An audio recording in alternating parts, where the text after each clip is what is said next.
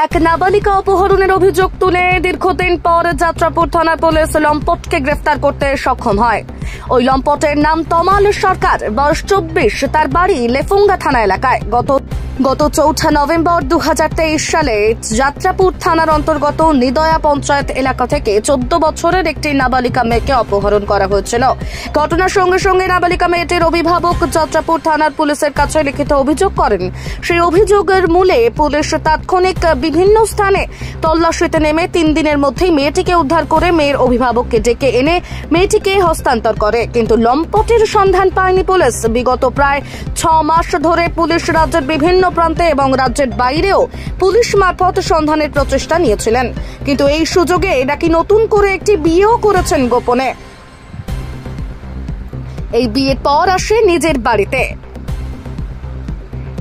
আর তারপরই পুলিশের গোয়েন্দা মারফত খবর আসে যাত্রাপুর থানার ওসি সুব্রত দেবনাথের কাছে। এই খবর পেয়ে তড়িঘড়ি ছুটে যান লেপুঙ্গা থানার পুলিশের কাছে। ওই থানার সহযোগিতা নিয়ে 2রা মে গভীর রাতে তার বাড়িতে অভিযান চালিয়ে তাকে গ্রেফতার করতে সক্ষম হয় পুলিশ। 3রা মে শুক্রবার ভোরবেলায় তাকে যাত্রাপুর থানায় নিয়ে আসা হয়। বেলা 12টার দিকে সোনামুড়া কোর্টে সোপর্দ করা হয় তাকে। অবশ্যই বলা যায়, যাত্রাপুর থানা সাম্প্রতিককালে শুধুমাত্র নেশা পাচার বাণিজ্য রোধে পুলিশ তৎপর নয়, অন্যান্য সামাজিক অবৈধ কাজকর্মের সাথে যুক্ত লম্পট অথবা দুষ্কৃতী ব্যক্তিদের ধরপাকড় করার ক্ষেত্রেও ভূমিকা নেহাত কম নয় তাদের। তার জ্বলন্ত উদাহরণ বলা চলে নাবালিকা অপহরণকারীকে গ্রেফতারের ঘটনাটিতেই, কারণ দেরিতে হলেও রেহাই মেলেনি লম্পটের। কাজে সাধারণ মানুষ খবর জানাজানি হতেই পুলিশের এই জাতীয় ভূমিকায় অনেকেই আপ্লুত। ব্যুরো রিপোর্ট, সোনালী ত্রিপুরা নিউজ। কি করছেন? অভিযোগ কি আপনার? কি অভিযোগ?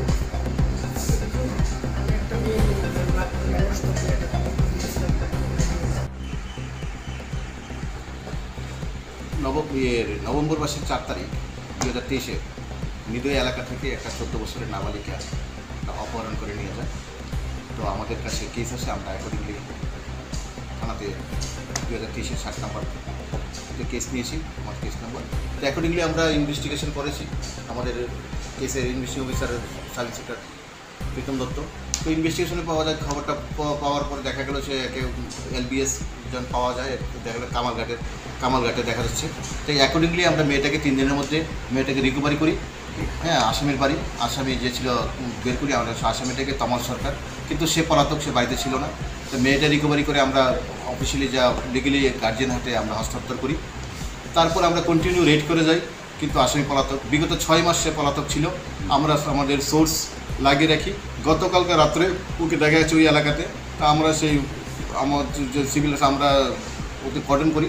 তো রাত্রে গভীর রাত্রে সে বাড়িতে ঢুকে।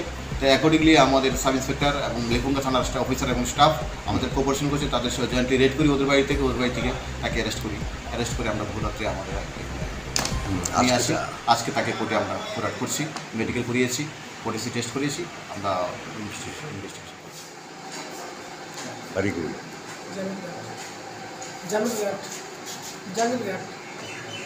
কি করছেন? অভিযোগ কি আপনার? কি অভিযোগ? আমি একটা মেয়ে